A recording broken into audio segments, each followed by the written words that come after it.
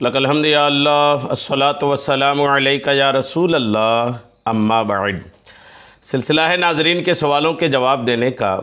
ناظرین میں سے ایک نے ہمارے کسی ویڈیو کے کمنٹس میں سوال کیا ہے کہ آج کل پیری مریدی کے سلسلے میں حالات ایسے ہو گئے ہیں کہ جو کسی پیر سے مرید ہوتا ہے تو وہ اپنے پیر اور اپنے پیر سے جو لوگ مرید ہوتے ہیں صرف انہی سے ہی مطلب رکھتا ہے۔ کسی دوسرے سلسلے کا پیر آ گیا یا جن سے یہ مرید نہیں، وہ اگر پیر علاقے میں آ گئے تو یہ ان سے ملاقات بھی نہیں کرتے، ملتے بھی نہیں۔ اس طرح کے معاملات ہو گئے ہیں۔ خاص کر انہوں نے ممبئی کا تذکرہ کیا کہ یہاں پر اسی طرح کے حالات ہیں کہ اگر جس سلسلے سے وہ مرید ہے اس کے علاوہ کسی اور سلسلے کا پیر آ گیا تو کوئی ملنے نہیں جاتا۔ ان کے جو مریدین ہیں وہی ان سے ملتے ہیں، دوسرا کوئی ملاقات نہیں کرتا۔ یعنی لوگ اپنے سلسلوں میں محدود ہو کر رہ گئے ہیں۔ کیا یہ درست طریقہ ہے یا غلط طریقہ ہے؟ آئیے توجہ کے ساتھ جواب سنیے۔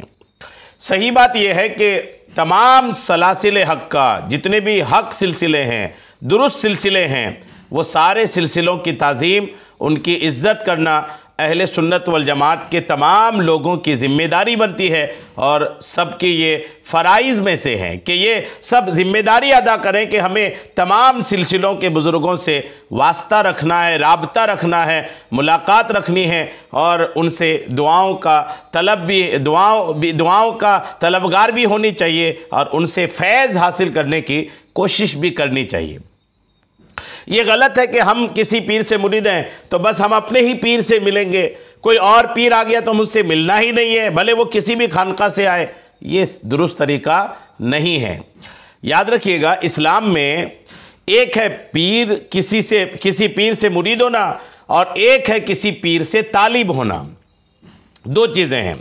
آپ نے کسی ایک پیر سے مرید ہو گئے، اب آپ چاہتے ہیں کہ کسی اور سلسلے کا فیض بھی مجھے حاصل ہو جائے، کسی اور سلسلے کی برکت بھی مجھے حاصل ہو جائے، تو پیری مریدی کی دنیا میں ایک چیز ہے کسی کا طالب ہونا، کسی کا طالب ہونا، یعنی پیر سے مرید ہی رہیں اور کسی دوسرے سے طالب ہو جائیں، تو ہوگا یہ کہ آپ جس سے طالب ہوں گے ان کے سلسلے کا فیض بھی آپ کو ملنا شروع ہو جائے گا۔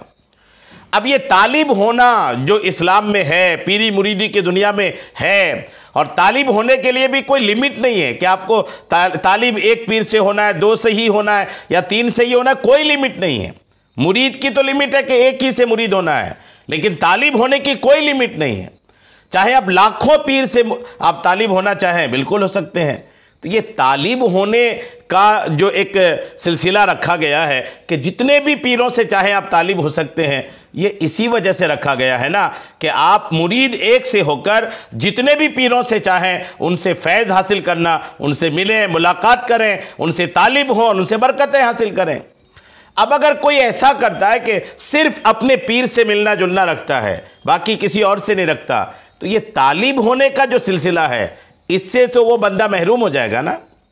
ایسے لوگ جو دوسرے پیروں سے ملاقات نہیں کرتے، انہیں طالب ہونے کا جو فائدہ ہے اس سے وہ بندہ محروم اور نامراد رہ جائے گا۔